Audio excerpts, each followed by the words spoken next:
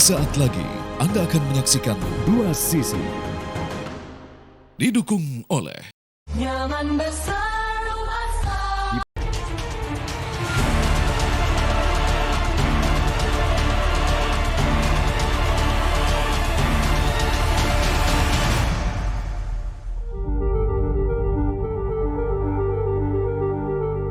Ada nikah siri. Nikah siri ini nikah siri siapa yang lakukan nikah siri dulu? Kalau nikah sirinya itu adalah bukan nikah siri poligami, itu diatasi di dalam pasal 404 KUHP yang baru. Ya. Apabila yang melakukan nikah siri yang tidak poligami itu tidak mendaftarkan atau tidak melaporkan perkawinannya, itu didenda dengan denda kategori 2. Ini sebetulnya sudah ada dalam Undang-Undang Administrasi Kependudukan. Ya. Nah, tinggal mungkin dilihat dari Undang-Undang penyesuaian pidana. Baik. Undang-Undang Nomor 1 Tahun 2026.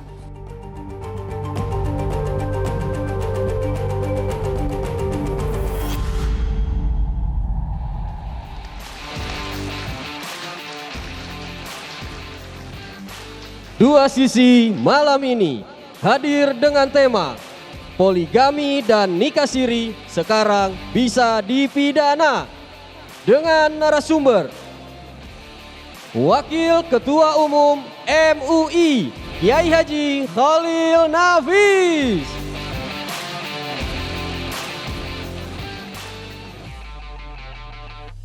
Direktur Eksekutif Program Pusat Studi Agama dan Perdamaian Ahmad Nur Khalid,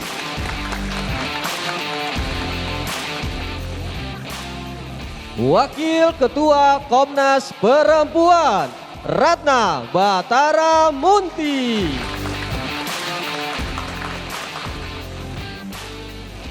dan inilah pembawa acara kita malam ini, Arif Fadil dan Aditya Nugroho.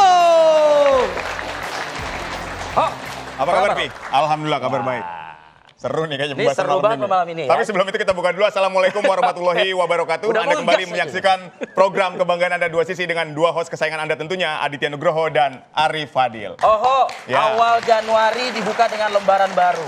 Dan juga ada semangat baru bagi sebagian kalangan masyarakat. Apa tuh semangatnya? Diberlakukannya Undang-Undang KUHP baru nomor 1 tahun 2023. Meskipun ini memakan waktu cukup lama ya, 3 tahun ya pembahasan KUHP Ya. baru ini ya. Nah, yang menjadi ramai perbincangannya pemirsa dan juga hadirin yang ada di studio, ini salah satu pasal yang mengatur soal poligami dan nikah siri. Siri, betul. Ya, kalau dari saya sih, saya sepakat. Hmm. Karena ini memberikan kejelasan, bisa jadi mungkin dikatakan ini memberikan salah satu ruang keadilan atau ruang perlakuan secara hukum yang adil lah ya, terutama mungkin bisa dikatakan bagi kaum wanita dan anak kok.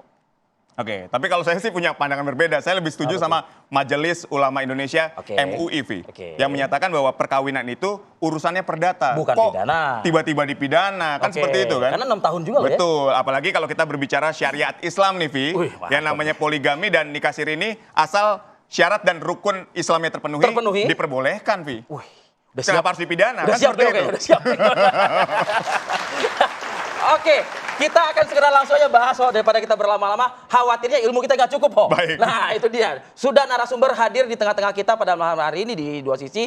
Tapi kami juga masih menunggu dan sudah hadir di tengah kita dengan ngos-ngosan sepertinya ya. Baik. Kita langsung undang ya. Mustafa Nahrawardaya. Silakan, Bang Tova. Silakan. Tarik nafas dulu, mungkin bisa minum dulu. Terima kasih sudah berkenan hadir Bang Mustafa. Oke, saya ingin langsung ke Kiai Haji Khalil Nafis. Baik. Pak Kiai, bisa menggunakan mic-nya Pak Kiai. Pak Kiai, kenapa sih Pak Kiai MUI menolak KUHP baru ini dengan mengatakan nggak perlu dipidana karena ini sudah ruang perdata? Sebenarnya kita tidak menolak, mengapresiasi perubahan dari KUHP yang dulu bernuansa kolonial menjadi nuansa dalam negeri atau nuansa Nusantara, nuansa Islam di dalamnya. Hanya saja di situ ada salah tafsir. Dalam pasal 402 itu berkenaan dengan menjadi penghalang sahnya nikah itu. Oh gitu? Nah, penghalang sahnya nikah itu apa? Mentafsir. Di dalam pasal ini nggak ada poligami dan tidak ada nikah siri. Ya. Karena hanya saja di sini orang yang di bawahnya sudah punya ikatan nikah, kemudian menikah lagi, lalu dia tidak memberitahu kepada orang itu kalau dia sudah punya pasangan umpamanya. Nah, orang yang jadi penghalang sahnya nikah itu kan bagi perempuan iya. Bagi perempuan memang hanya bersatu suami. Tapi bagi laki-laki itu boleh lebih dari satu istri. Dengan tentu adalah syarat ya, syarat adilnya itu. Nah, lebih dari satu istri itu bagi laki-laki yang sudah punya istri kemudian mau nikah lagi, itu tidak menghalang sahnya nikah. Dan tidak ada mengganggu itu. Jadi mau nikah 2, mau nikah 3 itu boleh saja. Atau yang termasuk adalah muharramatun minan nisa. Mamanya dia menikah, lalu kemudian mau menikah lagi dengan bibinya, dengan saudaranya, itu memang yang menghalang sahnya nikah. Tapi kalau nikah dengan orang lain yang tidak ada hubungan dengan terhalangnya sah nikah, itu boleh-boleh saja. Harus izin istri pertama tetap? Tidak ada syarat izin pertama. Minta maaf aja, usah minta izin. Minta maaf tidak usah minta izin? Iya, minta izin susah, minta maaf aja. Oh, minta izin susah? Minta izin susah, minta maaf aja. Udah tahu susah kan seharusnya tidak dilakukan dong seharusnya. Nah, tidak setiap susah berarti tidak dilakukan. Kalau kita mampu ya untuk berbuat adil dan itu mempunyai kemauan. Jadi poligami dalam Islam itu bukan anjuran, bukan perintah. Tapi jalan keluar bagi orang yang membutuhkan. Tapi kalau dalil tersebut yang dikatakan tersebut dijadikan sebagai apa ya, alasan atau mungkin ya hal-hal untuk berbuat curang bagaimana dong? Ya itu oknum, curangnya lain, nikahnya lain. Kan banyak juga yang menikah tidak curang. Kondisinya oknum sekarang banyak atau tidak Pak Kiai? MUI melihatnya seperti apa? Nah, kita belum melihat surveinya ya, berapa yang tidak berkenaan dengan orang yang menikah 2. Yang jelas orang yang dari karakter laki-laki yang saya baca adalah memang senangnya pada perempuan, lebih dari 1 pasti itu. Hanya saja apakah dia melakukan atau tidak, itu tergantung pada orangnya. Kalau dia sekiranya tidak bisa berbuat adil, meskipun punya kemauan, tahanlah itu. Tapi kalau sekiranya bisa berbuat adil, ya silahkan. Mau 2, mau 3, mau 4, keyakinan kami Ahlussunnah wal Jamaah. Baik, Pak Kiai. Paling banyak adalah 4. Tapi yang menarik adalah ketika tidak memberitahukan kepada penghalang yang sah. Nih hukumannya kan gak main-main sekarang. 6 tahun penjara. 6 tahun penjara loh Pak Kiai. Kalau penghalang yang sah itu jelas dia ada melanggar aturan. Seperti halnya ketika dia menikah. Kemudian menikah lagi dengan orang yang tidak boleh dia untuk dinikahin. Saudaranya dari istrinya, bibinya dari istrinya. Jelas dia menggabungkan 2 hal yang haram. Tapi kalau menikah lagi dengan orang lain yang tidak ada penghalang sahnya. Umpamanya Bang Naran udah punya istri, mudah-mudahan tercapai ke dia beneran gitu loh. Terus nikah lagi dengan perempuan ya, dengan perempuan beliau. Nah dan perempuan itu tidak ada hubungan-hubungan darah, tidak ada yang diharamkan nikah. Dan perempuan dengan baik-baik cukup syarat rukunnya, jadi apa yang salah? Tapi kalau dia menikah dengan orang yang tidak boleh untuk menikah, dicampur antar duanya, itu melanggar syariat juga. Jadi sebenarnya dari KUHP ini kalau ditafsirin yang benar, kan banyak yang salah tafsir. Dihubungkan dengan Undang-Undang nomor 1 tahun 74, itu nggak ada masalah karena sahnya pernikahan itu sesuai dengan agamanya masing-masing. Agama Islam, ingat ya bahwa di Indonesia ini sumber hukum ada 3. Warisan Belanda yang baru diubah dengan KUHP ini. Yang diapresiasi oleh MUI. Ya apresiasi, tapi ada yang salah tafsir. Maka nanti di juknis harus dibenerin. Yang kedua adalah hukum adat, yang ketiga adalah hukum Islam. Maka ketika di sini dikembalikan pada sahnya pada agama masing-masing, ya berarti ikut hukum Islam dong. Bagi kami yang beragama Islam. Maka dalam Islam ini dikatakan nikah lebih dari 1 yang itu tidak ada penghalang sahnya nikah. Yang membatalkan. Ya nggak ada masalah. Saya ingin ke Bang Nurholis. Dengan apa yang disampaikan oleh Pak Kiai, apa yang Anda tangkap? Bahwa ya selama penghalang sahnya ini seperti yang disampaikan sesuai syariat Islam, nggak ada masalah dengan itu? Ya silahkan saja kalau Kiai Nafis mau poligami ya. Gitu.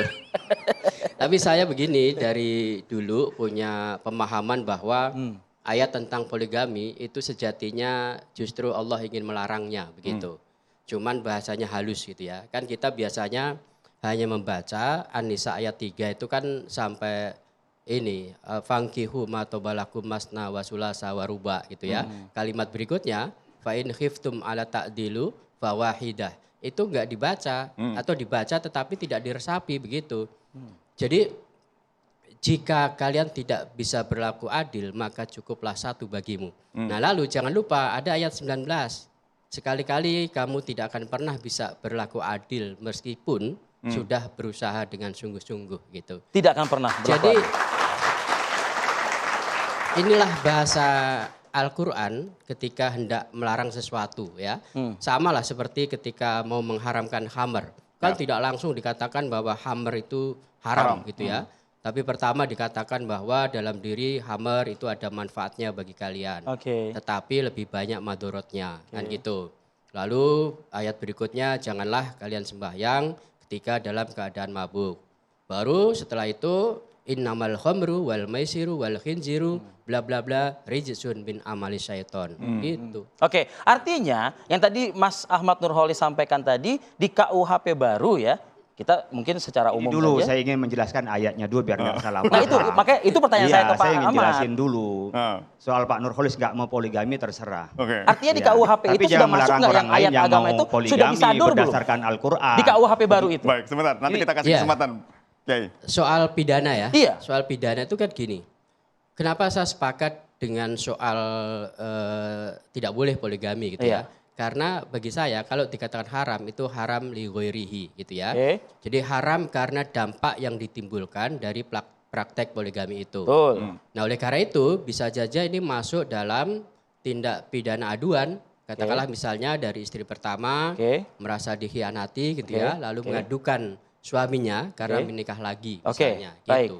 Baik, berangkat dari Al-Quran tadi Pak Kiai Holil, intinya KUHP ini sudah tepat lah, kurang lebih yang saya tangkap dari pernyataan Pak. Saya bilang tepat juga KUHP, Ya. saya nggak bilang nggak tepat, hanya saja banyak yang salah tafsir. Salah tafsir ayat tadi. nih sekarang ya. Tafsir dari KUHP, Tafsirnya Mas Nurholis tidak dianggap tepat. itu poligami tidak boleh. Nah, soal ayat tadi kan pengen dijawab sama yang Pak kalau jawab sama Kiai, begini, silakan. kalau ayat, kalau poligami itu tidak ada yang melarang poligami.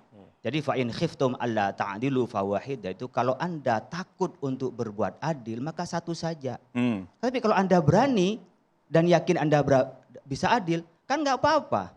Dan itu terjadi pada hadis Ghailan yang punya istri lebih dari 4, kemudian oleh Nabi amsik sairahunna, farik arba'an amsik sairahunna. Jadi lepaskan yang selain yang 4, yang 4 saja. Nah soal nanti walan ta'dilu walau harastu, walan ta'dilu walan tastati'u an ta'dilu walau harastu, Anda tidak akan bisa adil meskipun Anda itu berupaya. Ya. Itu harus ada namanya dalam ilmu usul al-jam'u wa ta'dil. Al-jam'u wa taufik. Harus dicari komprominya. Yang tadi wa in khiftum alla ta'dilu itu ketika kita tidak bisa berbuat adil di dalam konteks kemanusiaan, membagi antara satu dengan yang lain, seperti belanja, seperti hubungan.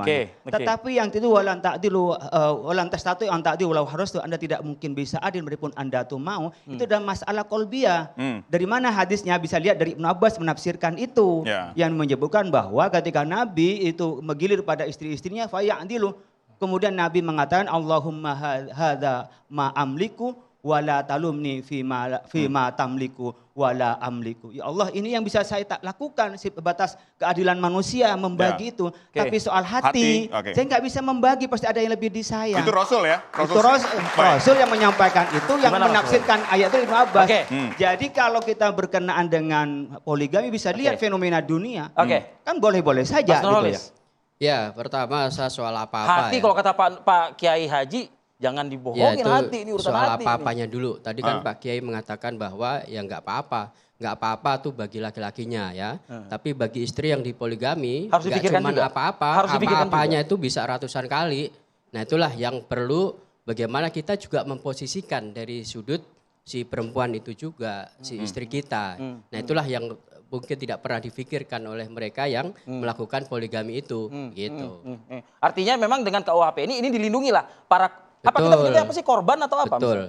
Ya jadi KUHP ini sebetulnya satu langkah lebih maju ya kalau dalam konteks poligami.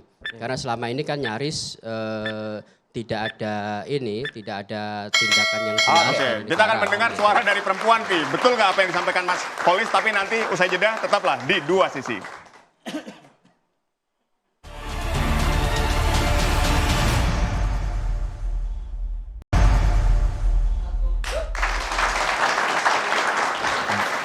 Baik, Anda ingin menyaksikan kembali Dua Sisi, saya ingin ke perempuan yang paling cantik karena semuanya laki-laki.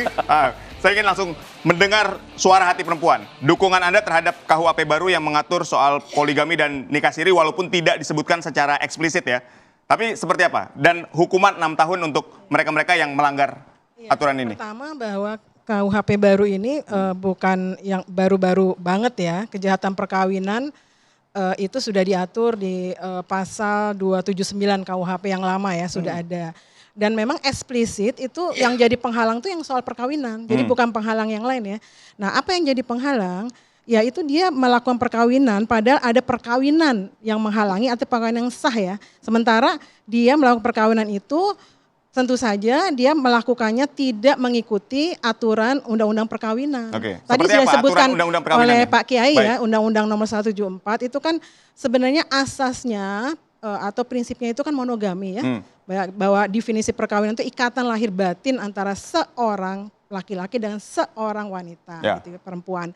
Nah, tetapi memang karena kondisi ada pengaturan situasi yang darurat. Ini sebenarnya pernah JR juga ya di Mahkamah Konstitusi, dan waktu itu dikuatkan lagi ini memang situasi yang hanya darurat ya, karena prinsipnya itu monogami.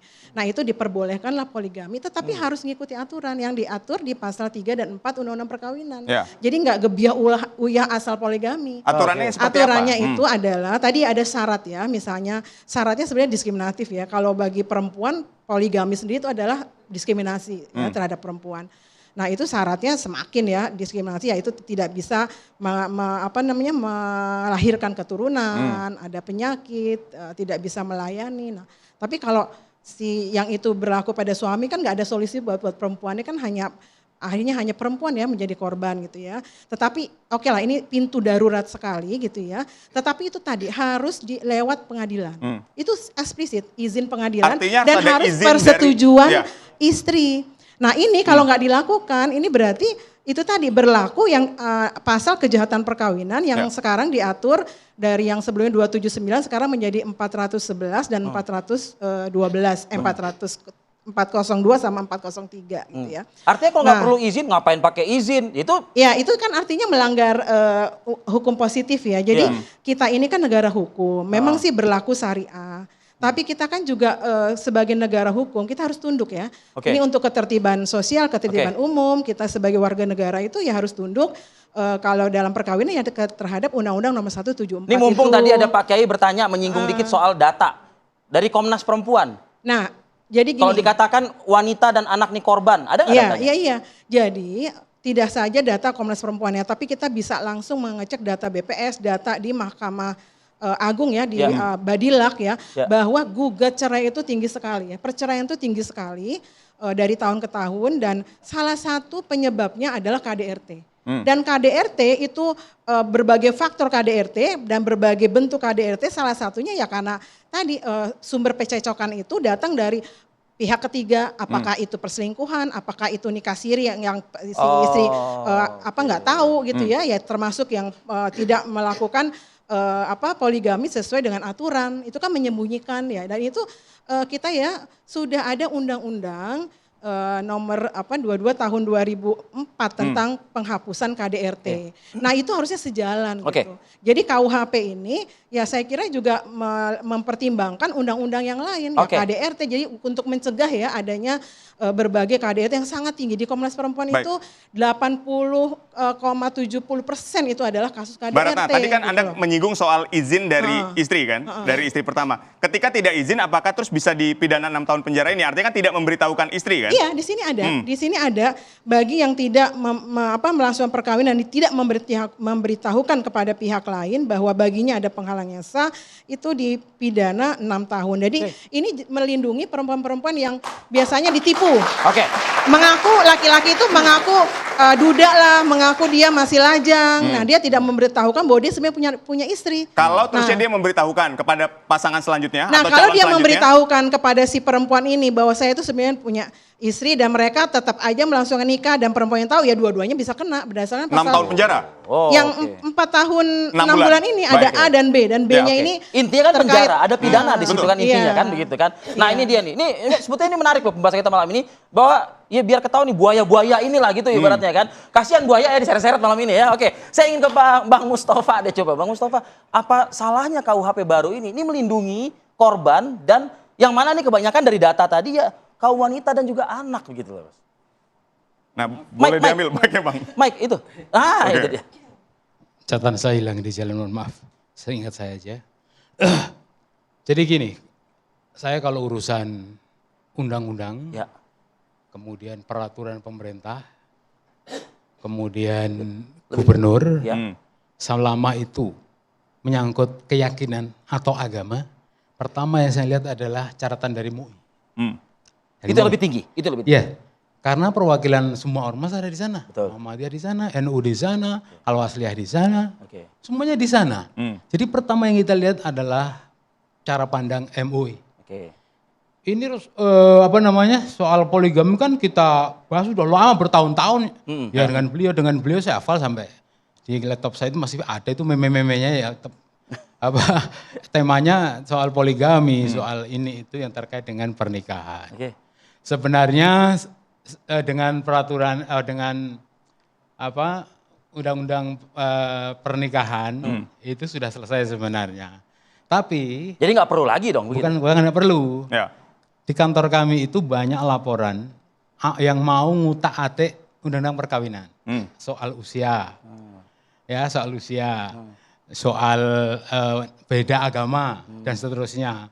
Mereka ingin itu dikelirkan. Boleh enggak nikah beda dengan beda agama? Boleh enggak kita itu beda, kita mengurangi atau menambah usia minimal bagi perempuan yang untuk dinikahin. Kayak gitu. Jadi mereka tidak sekedar ingin mengutak-atik poligami enggak, tapi coba ngutak-atik poligami itu dalam rangka kalau itu bisa berarti usia bisa diutak-atik. Gitu. Kalau bisa ngutak-atik usia, berarti undang-undang perkawinan bisa diubah juga. Tapi malam ini kita bahas nih soal ini dulu lah, soal poligami dan nikah siri inilah. Iya, betul. Setidaknya. Kalau undang-undang perkawinan kita cari hari lain gitu Bang Mustafa. Tapi itu pertimbangannya kan salah satunya undang-undang perkawinan. Ya. Jadi tidak sekedar terlepas gitu aja. Jadi pertimbangan yang ada di naskah akademik yang ada di balik undang-undang KUHP itu, saya dapat ada berapa ratus halaman itu, salah satunya undang-undang perkawinan. Jadi itu nggak boleh nggak boleh dilupakan. Nah, saya ingin bicara begini. Kalau MUI sudah heboh, gaduh. Maksudnya MUI bikin gaduh? Ya gaduh soal ini kan MUI paling tahu, paling paham lah. Dalilnya apa? Kami samaina wa ta'na dulu. Tapi kalau MUI nggak bikin gaduh atau nggak mempersoalkan KUHP ini, saya juga nggak akan mempersoalkan. Kayak gitu. Jadi pertama MUI dulu. Di Universitas Muhammadiyah di Haluleo kalau tidak salah, sudah 6 bulan lalu memberikan catatan-catatan tentang ini. Ada 111 halaman, itu masukan dari kampus-kampus Muhammadiyah. Artinya apa?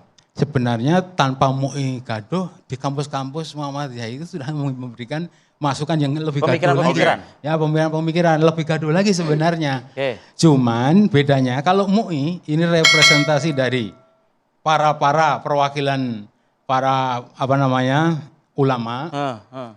Tapi kalau yang kampus tadi itu hanya perwakilan kecil. Pendidikan. Nah, tapi di kampus-kampus Muhammadiyah apa yang jadi pembahasan utama dari KUHP baru terkait dengan undang-undang perkawinan ini? Banyak. Kalau mereka tidak hanya perkawinan, kan ada sekian masukan hasil yang calon kalau ke MK itu judicial review. Jadi semuanya ini yang bidang hukum, ini yang bisa pernikahan, ini yang bidang bisnis, bidang apa, semua satu bendel. Nanti muncul sesuai waktunya, kayak gitu. Jadi saya menyadari bahwa undang-undang ini kalau baik. MUI belum ikhlas, saya yakin masih gaduh selama. Gimana tuh Bu Ratna kalau misalnya? Setahu saya MUI itu tidak bertentangan ya dengan undang perkawinan. Pasti paham betul bahwa poligami itu harus dilangsungkan di dalam pengadilan ya. Jadi saya kira saya sih berharap setiap tokoh masyarakat gitu ya. Ya juga sejalan dengan MUI yang saya tahu itu juga selalu menginformasikan bahwa perkawinan memang sah secara agama tapi harus penting pencatatan. Saya dulu kan ada Ibu Huzaimah ya yang di MUI itu ya. Pencatatan perkawinan itu sangat penting. Jadi tidak sekedar sah secara agama. Karena apa? Karena juga sekarang sudah ada putusan-putusan pengadilan kan memang hukumnya positifnya jelas ya, jelas terang benderang ya. Jadi bahkan nikah siri pun itu bisa terseret kalau dulu kan 284 ya perzinahan itu ya. Persetubuhan dengan di luar perkawinan. Jadi gitu nikah ya, siri Anda samakan dengan perzinahan? Itu si fakta hukumnya di dalam pasal 284 seperti itu. Jadi itu pengadilan itu juga memutuskan karena dia belum dicatat itu dapat dijatuhkan itu.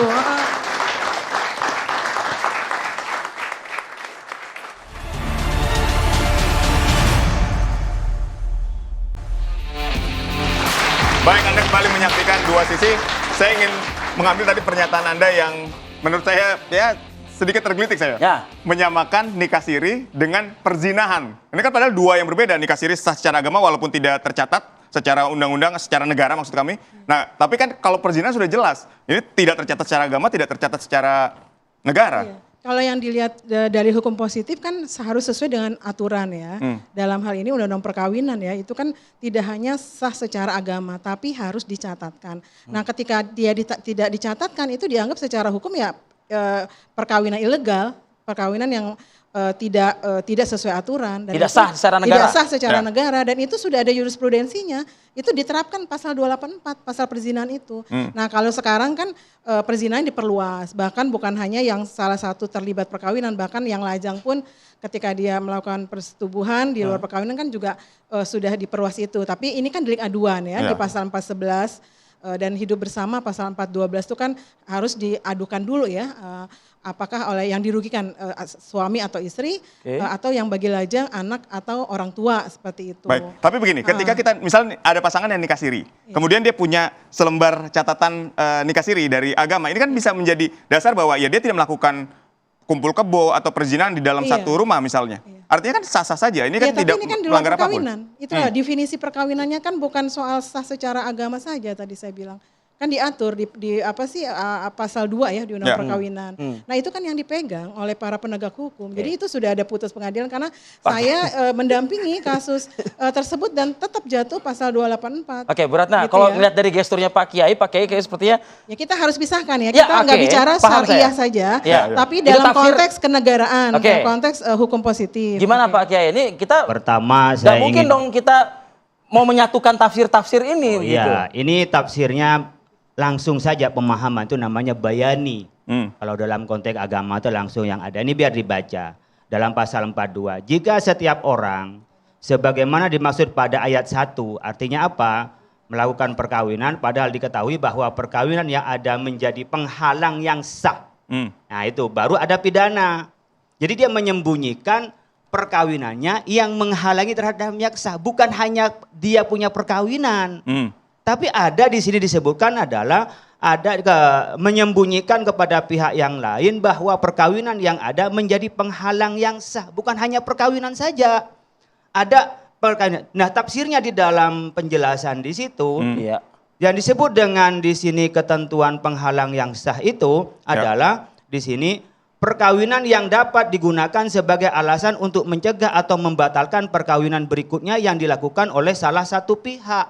Jadi bukan hanya sekedar poligami, yang dipoligami itu menjadi penghalang sahnya nikah. Nah, orang banyak berhenti, itu ya saya bilang saya ingin meluruskan pemahamannya Mbak Ratna. Bukan sekedar poligami, bukan setiap orang poligami lalu membohongi, gitu, kemudian dipidana. Enggak, di sini adalah penghalang membatalkan perkawinan berikutnya yang dilakukan oleh salah satu pihak. Berarti apa? Perempuan itu poliandri, laki-laki itu punya istri yang menikah dengan perempuan yang haram dinikahin. Muharramatum minan nisa. Tapi menikah dengan orang lain tidak di dalam delik hukum ini. Ini satu. Yang kedua, itu memang beda di sini antara hukum pernikahan siri dengan perzinahan. Tadi Mbak Rana sudah membaca dengan baik. Itu saya bilang di sini mengakomodir dari hukum yang ada di Nusantara di Islam dengan perzinahan, bahkan ketika hubungan intim sesama jenis itu ada di dalam hal. Tapi kalau yang berkenaan dengan nikah dengan orang yang kemudian tidak dilaporkan, nikah siri. Nikah siri itu harus dipahami dulu. Ada nikah siri yang tidak cukup syarat rukunnya. Itu pasti tidak sah lah. Betul. Seperti halnya walinya cuma tukang orang di mana lah, ya tukang bawa itu tidak menjadi wali. Tapi yang sah ada wali, ada suami istri, ada seorang laki perempuan, terus kemudian ijab kabul, disebutkan semua, ada saksi dan ada mahar. Itu sah, cuma tidak dicatatkan. Itu ada di pasal 405. Setiap orang sebagaimana dimaksud pada pasal 403 dapat dijatuhi pidana. Di sini berkenaan dengan setiap orang yang memenuhi kewajiban sesuai dengan ketentuan peraturan perundang-undangan untuk melaporkan kepada pejabat yang berwenang tentang kelahiran, perkawinan, kematian, dipidana dengan pidana denda paling banyak kategori 2. Kategori 2 ini berarti ringan. Yang paling tinggi ada kategori 4. Ini pasalnya soal nikah siri dalam ini konteks source-nya apa mungkin bisa disampaikan Pak Pak Kiai? Ini dari Undang KUHP yang nomor 1/23. Oke, yang baru kan berarti. Ini yang baru ini yang kita baca ini. Oke, nah ini kok bisa beda tafsir gitu loh Mbak Ratna? Nggak usah tafsir. Mic-nya Mbak Ratna, silakan. Ini kan bukan hal yang baru ya, di dalam KUHP lama tadi sudah diatur di pasal 279. Jadi tuh kalau misalnya seseorang tuh nggak boleh kawin gitu ya, sementara dia sudah kawin nih. Nah dia kawin lagi, itu kan nggak bisa. Nah ini negara nih atur negara yang ngatur, dia bisa kawin itu kalau dia izin dulu ke pengadilan gitu loh. Jadi perkawinan yang sah sebelumnya itu menjadi penghalang bagi perkawinan kalau dia pengen kawin nih. Begitu aja tanpa izin pengadilan. Makanya harus diatur di pasal 3 dan 4 izin poligami itu supaya nggak jadi terhalang karena sama-sama sah gitu loh. Tapi kalau misalnya dia nggak melakukan prosedur di pengadilan, pasti yang sah ini akan menjadi menghalangi perkawinan yang kedua ini gitu. Karena yang satu sah, yang satu nggak sah, kan penghalang nih yang sah. Yang satu kan menghalangi perkawinan yang nggak sah ini. Iya. Nggak akan terjadi dong berarti kan? Iya, makanya disahkan dulu melalui izin pengadilan dan diatur persis eksplisit betul di 3 dan 4 Undang-Undang Perkawinan itu. Syaratnya, prosedurnya itu diatur. Ya artinya kalau ada izin pengadilan ada izin dari istri. Begitu kan? Iya, pengadilan itu syaratnya harus ada persetujuan dari istri. Gimana Pak Kiai? Jadi poligami itu nggak bisa gebiah sesuka-sukanya itu loh. Ini saya ingin menjelaskan. Itu juga diskriminatif ya poligami. Itu yang saya ingin sampaikan, banyak orang yang salah paham nanti juknis, kemudian peraturan pemerintah harus lebih jelas. Bisa saja seperti Mbak Ratna ini mengkategorikan sah adalah berdasarkan pencatatan. Jadi ada sah pencatatan, ada sah secara agama. Nah di sini dijelaskan di dalam tafsirnya atau dalam yang ayat penjelasan 402 itu disebutkan di sini dengan sebagaimana diatur dalam undang-undang mengenai perkawinan, berarti Undang-Undang 41. Dalam perkawinan atau bab 2, perkawinan adalah sah apabila dilakukan menurut hukum masing-masing agama. Ini di pasal 2-nya. Sebentar Pak Kiai. Tetapi sebentar. Tetapi di bawah memang ada berkenaan dengan tidak dapat dilakukan tapi tidak mengatakan sah. Yang disebut dengan syarat poligami itu harus dapat izin, tidak bicara soal sah. Tapi bisa dapat dan tidak dapat. Iya, kalau nggak ada izin itu nggak bisa ada poligami. Nggak akan terjadi itu Pak nggak Kiai. akan bisa. Gitu intinya. Nah, dan kalau ngomong undang-undang nomor 1 ya, bukan 41, nomor 174 itu nggak bisa dipisahkan antara sah secara agama dengan pencatatan itu dari satu pasal loh, ayat 1 dan ayat 2. Jadi sah secara agama dan harus dicatatkan gitu loh. Ya, nah itu yang dipegang oleh aparat penegak hukum. Makanya dalam kasus yang saya dampingi, kita ingin dikurangi lah hukumannya ya, karena melihat situasi ya nggak bisa dipukul rata kan, kondisi perempuannya juga ya di desa yang tidak paham ya bahwa harus dicatatkan, biasanya kan karena kemiskinan ya, itu kan ya udah yang penting halal dulu kan. Nah catatkan nanti kalau ada uang gitu kan. Nah tapi kan tetap aja kalau kita bicara hukum kan memang harus ada kepastian hukum. Nah kepastian hukumnya itu tetap itu perkawinan itu nggak bisa nanti dulu lah dicatatkan, nggak bisa, harus langsung itu dicatatkan. Itu kita harus tertib hukum. Jadi maksud Anda ini melindungi hak perempuan begitu ya? Iya, nah artinya gini loh, artinya jangan sampai kita sebagai tokoh-tokoh masyarakat tuh malah juga akhirnya membuat perempuan itu menjadi rentan loh. Harus diinformasikan soal pencatatan perkawinan itu penting. Jangan sampai nanti malah ada yang mengadukan, misalnya suami terdahulu yang mengadukan istrinya yang nikahsiri dengan laki-laki yang baru ya, akhirnya menjadi korban kan, menjadi perempuan yang berhadapan dengan hukum. Nah itu harus kita tuh satu persepsi, karena perempuan itu jadi korban tapi dia juga bisa jadi dikriminalisasi, gitu loh. Nah ini dua-duanya sama-sama jadi korban. Gitu. Saya ingin menyampaikan nih, karena tadi boleh langsung usul kan. Boleh, silakan. Orang tidak dicatatkan tidak selamanya itu karena kriminal. Maka dalam fatwa Majelis Ulama disebutkan nikah siri itu sah. Kalau dia memodorotkan maka hukumnya haram. Berarti haram itu bukan pada faktor nikahnya, karena berkenaan dengan syarat rukun selesai. Tapi memodorotkan tadi perempuan jadi korban, dampaknya kemudian dampaknya. Tapi ada yang tidak dicatatkan tidak berdampak. Contohnya seperti apa? Orang-orang yang di kampung tidak punya akses. Tidak punya akses dia terhadap tidak mencatatkan ke negara tapi aman-aman saja pernikahannya. Aman-aman saja, tidak ada masalah. Itu kan berkenaan dengan hukum Islamnya. Kemudian saya ingin menjawab berkenaan dengan... Tapi kan seharusnya kan Islam juga harus melindungi kan. Kalau saya setuju aja seperti itu. Masalahnya ada pihak yang merasa dirugikan ketika dia tuh melaporkan, itu berjalan proses hukum itu. Tetap dia menjadi pihak yang terkriminalisasi karena memang jelas rumusan hukumnya di pasal 284 itu persetubuhan di luar perkawinan. Itu loh. Nah, maksud saya ini nih perempuan-perempuan ini tuh tadi ya dirugikan 2 kali ya karena ketidaktahuannya, harusnya kan tahu tapi karena selama ini dianggap oke, dibiarkan saja pokoknya nggak tercatat. Nah, dampak dari nggak tercatat itu ada pihak-pihak yang merasa dirugikan, itu dia bisa terjerat hukum itu loh, itu aja sih. Oke, boleh saya nanggapin ya? Boleh, nanti saya ke Bang Mustafa ini juga. kembali saja kepada biar tidak masuk pada tafsir berkenaan dengan dalam hal seorang suami akan beristri lebih dari 1 sebagaimana tersebut dalam pasal ini. Maka ia wajib mengajukan permohonan ke pengadilan di daerah tempat tinggalnya. Jadi saya ingin menyampaikan nih, antara korban dengan orang yang dirugikan 2 hal yang berbeda dengan soal sah dan tidak sahnya pernikahan. Gitu loh. Jadi di sini ada soal pencatatan, bukan berkenaan dengan sah dan tidaknya. Pencatatan saya setuju harus dicatatkan. Bahkan kami mendorong itu untuk apa? Dapat hak-haknya mereka itu. Tetapi kan tidak bisa dipukul rata. Bahwa orang yang tidak mencatatkan itu adalah kriminal, itu adalah pidana, itu yang tidak bisa diterima. Kenapa? Karena banyak orang-orang yang tidak mencatatkan karena tidak dapat akses. Dan mereka baik-baik saja, mungkin baru dia berpikir akte kelahiran setelah dia mau sekolah. Jadi menurut saya selama kita pemerintah belum hadir sampai ke bawah, lalu dihukum ini rata sampai ke bawah, dan itu menjadi pertimbangan sah. Karena kalau pertimbangan sah begini loh, konsekuensi dalam agama ya, itu adalah bisa menjadi perzinahan. Dan di sini hanya melapor, berarti apa? Kalau di sini wajib melaporkan, berarti akad nikah itu sah. Jadi maksud Anda orang ingin menghindari perzinahan, kemudian nikah siri, ujung-ujungnya dipidana, seperti itu kan? Lah enggak kan, saya itu rapor pencatatan. Artinya pada saat proses dia menikah itu enggak pidana. Hanya kalau seterusnya dia tidak melaporkan, secara hukum negara dia dirugikan. Tapi pernikahannya sah. Jadi harus kita membedakan antara sah tidak sah itu beda. Tapi prosedurnya bagaimana? Tapi kan gitu tadi, kalau tidak ada yang memperkarakan aman. Masalahnya kalau ada yang memperkarakan, itu poinnya. Itu poinnya.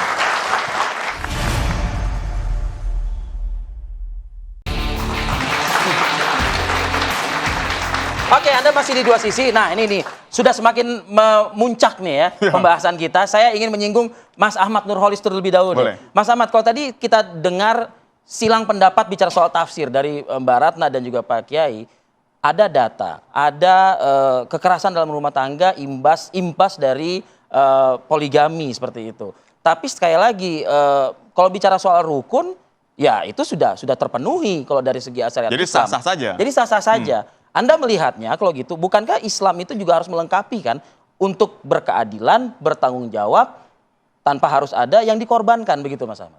Betul, karena itu penting untuk memperhatikan bahwa praktek poligami itu tidak sekedar ini.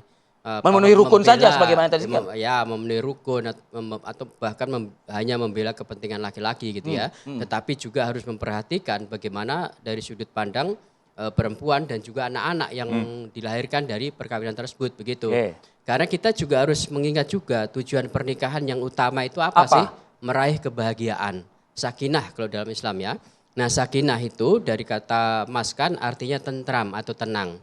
Jadi bayangkan misalnya dalam sebuah perkawinan kemudian ada intrik melakukan poligami, pasti itu akan mengganggu dari kebahagiaan tersebut. Artinya sakinah pun sudah tidak terwujud di situ. Iya, karena sakinah itu bisa mewujud kalau didasari dengan apa? Mawaddah warahmah itu. Nah, mawaddah itu tidak sekedar mahabbah artinya, tetapi juga kerelaan, kesediaan untuk bisa saling menerima baik kelebihan maupun kekurangan masing-masing begitu. Karena itu kan ada kan orang yang mau poligami karena istrinya tuh ada kekurangan, nggak bisa melahirkan dan sebagainya gitu. Itu nggak bisa dijadikan alasan untuk serta-merta melakukan poligami. Nah itu maksudnya Mas. Gitu. Oke, baik. Tapi sebentar, yang ingin saya soroti dalam undang-undang ini kita berbicara soal nikah siri, poligami, kemudian ada perzinahan dan kumpul kebo di situ. Ya. Yang perlu disoroti perzinahan ini hukumannya 1 tahun. Ya. Kemudian kumpul kebo hukumannya 6 bulan. Tapi ketika kita berbicara poligami dan nikah siri, hukumannya 6 tahun. Menurut Anda seperti apa? Nah, untuk nikah siri saya sebetulnya ini ya tidak setuju juga kalau dipidanakan gitu. Karena praktik di lapangan banyak orang melakukan nikah siri. Enggak. Kan begini ya, konteksnya adalah saya juga punya pengalaman lapangan gitu. Banyak mereka yang kenapa bukan berarti tidak mau mencatatkan. Mereka mau tetapi ditolak oleh negara. Misalnya lah dalam praktik pernikahan beda agama. Mereka dari sudut pandang pernikahan Islam hanya melakukan nikah siri, tidak dicatatkan langsung di KUA. Tapi itu bukan kemauan mereka, ketidakmauan KUA, tidak mau mencatatnya begitu. Nah, alternatif lain mereka mencatatkan di luar negeri, misalnya itu yang pertama. Yang kedua, banyak juga masyarakat kita ini yang tidak mampu untuk membayar administrasi di KUA. Karena itu mereka, apalagi bagi pasangan yang sudah pacaran lama gitu ya, tidak segera menikah, ada kekhawatiran untuk terjerumus dalam perzinahan. Maka pernikahan siri itu sangat mungkin bisa dilakukan. Jadi sebuah solusi begitu ya? Tapi lagi-lagi tidak sekedar nikah yang penting supaya sah, enggak juga. Harus difikirkan. Mereka ini juga punya niat untuk mencatatkan. Karena saya setuju bahwa pencatatan itu tidak kalah pentingnya. Karena itu untuk melindungi hak baik si laki-laki, suami, istri, dan juga anak-anak yang kelak akan dilahirkan. Ya artinya ini sebetulnya setuju saya dengan MUI bahwa urus saja secara perdata, dorong dong warga-warga yang misalnya nikah siri. Jadi tidak perlu dipidana ya? Iya, kemudian dicatatkan, bukan terus dipidana, begitu kan? Iya, kalau pernikahan siri menurut saya tidak perlu dipidana, kecuali dia nikah siri itu karena gini, kan selama ini pengertian nikah siri dalam hukum positif itu adalah pernikahan yang tidak dicatatkan, kan begitu. Tapi dalam sudut pandang agama, itu adalah misalnya lah kalau kita mengikuti madhab Syafi'i, Hanafi adalah pernikahan yang tidak memenuhi rukun nikah. Misalnya tidak ada 2 orang saksi gitu ya. Lalu imam yang lain mengatakan pernikahan siri itu adalah pernikahan yang dirahasiakan. Nah itu biasanya terjadi pada praktik pernikahan poligami. Jadi pernikahan yang pertama dilakukan terang-terangan gitu ya. Pernikahan yang kedua dia harus melakukan secara siri karena tidak mau diketahui oleh publik. Nah ini yang menurut saya bisa dipidanakan gitu ya. Tapi Mas Mustafa deh, gitu. Komentar dong Mas Mustafa. Ini artinya kan harus disempurnakan, kan begitu Mas Mustafa? Ya namanya kehidupan itu yang pasti berkembang itu perubahan itu. Maka harus ada penyempurnaan. Ini di dunia ya. Jadi harus ada penyempurnaan. Selama dia tidak kemudian melawan syariat agama. Boleh-boleh saja. Maka kita itu ada istilah berkemajuan. Enggak berkemunduran. Karena apa ya? Islam ini memang terus ada kemajuan selama tidak bertentangan dengan agama. Berkemajuan tapi kan harus juga melindungi semua umat kan begitu? Iya. Saya kira tidak cocok ya kalau kemudian kita mengeluarkan narasi nikah siri atau poligami itu mengkriminalisasi. Saya nggak setuju itu. Ini kan ranah agama, ranah syariat dibolehkan. Kalau kemudian dikaitkan dengan kriminalisasi, itu kok kayak densus, kayak apa itu pencuri.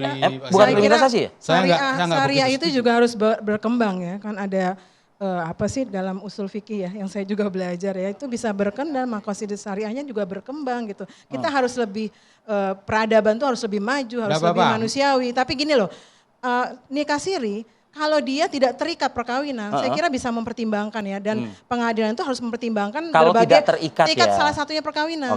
Masalahnya ini kan nikah siri berkali-kali, sementara ada istri yang benar-benar sah yang diabaikan hak-haknya, didiskriminasi. Di situ loh yang penyempurnaan yang saya maksud gitu. Jadi kalau bagi kami Komnas Perempuan ya, kita lembaga anti kekerasan terhadap perempuan, itu poligami sendiri itu adalah bentuk diskriminasi terhadap perempuan. Poligami sendiri, apalagi poligami ilegal melalui nikah-nikah siri tersebut. Poligami, dan saya mengingatkan, kita tuh sudah mempunyai Undang-Undang Nomor 7 Tahun 1984 tentang ratifikasi konvensi penghapusan segala bentuk diskriminasi terhadap perempuan, termasuk berdasarkan status perkawinan. Jadi dipertimbangkanlah dari perspektif perempuan. Diskriminasi itu adalah aturan yang dibuat oleh manusia. Tapi rahasia ilahi bahwa poligami itu boleh. Tidak boleh kita mengatakan tempel kemudian keskos kok kayak gitu. Yang menjalani kan manusia ya, manusia di bumi yang menjalani. Yang menderita dan para perempuan. Di dunia ya. Menjalani di dunia. Baik, singkat Kiai Holil. Sebagai penutup mungkin. Jadi kita jangan salah fokus dalam perdebatan ini. Kita kan perdebatannya apakah orang poligami itu dipidana atau tidak. Kan gitu saja. Karena dia tidak memberitahu. Kalau tidak memberitahu menimbulkan penipuan, ya penipuannya lah yang sebenarnya yang dikriminal, bukan poligaminya. Jadi bukan poligaminya, ini harus dipisahkan. Yang kedua, pemaknaan kita yang jadi penghalang sahnya nikah dalam sahnya nikah ini ada tafsir yang mengatakan sahnya nikah berdasarkan agama itu yang dianggap merusak terhadap maqasid syariat tadi, tujuan syariah itu yang merusak. Tapi ini akan dianggap legal, dua hal yang berbeda, legal menurut agama sehingga dia pembacaan seperti ini. Ini yang dikritik oleh MUI, bagaimana kita bisa memberikan juknis PP yang lebih pas. Di situ kita ada ranah tadi antara hukum perdata dengan hukum pidana. Di dalam kategori di Islam itu berkenaan dengan keluarga, perbaikan keluarga, adil itu berkenaan dengan hukum perdata. Tapi ketika dia berat mencuri, menipu, itu yang disebut dengan pidana. Rumusannya waktu kita habis. Ya udah beda deh. Yang menghalangi perkawinan yang sah, bukan itu rumusnya jelas kok. Ada perkawinan yang menjadi penghalang. Baik, gitu waktu kita sudah habis. Satu detik. Jadi itu artinya Saya poligami sebenarnya ilegal. ingin melindungi wanita. Dalam isu-isu terkini, setiap ada orang selingkuh, itu pasti yang disalahkan adalah perempuan, pelakor. Gak pernah lakinya, suaminya disalahkan. Ini kan wanita kenapa pada dia nggak membela dia. Baik. Yang kita tunggu, benar kata MUI dan juga dari Komnas, ini juknisnya harus jelas. Betul. Ya, harus rigid sehingga gitu. tidak ada multitafsir begitu ya, Pi? Betul sekali. Baik, demikian dua sisi pada malam hari ini. Satu jam ini tidak menjadi waktu ya, waktu yang sangat singkat. Seharian kayaknya. Betul, pembahasan soal poligami, nikah siri, perzinahan, kumpul kebo ini adalah pembahasan yang cukup panjang. Tapi kita harus akhiri di sini. Saya Aditya Nugroho. Dan saya Arif Fadil. Pamit undur diri. Terima kasih. Sampai jumpa. Sampai jumpa.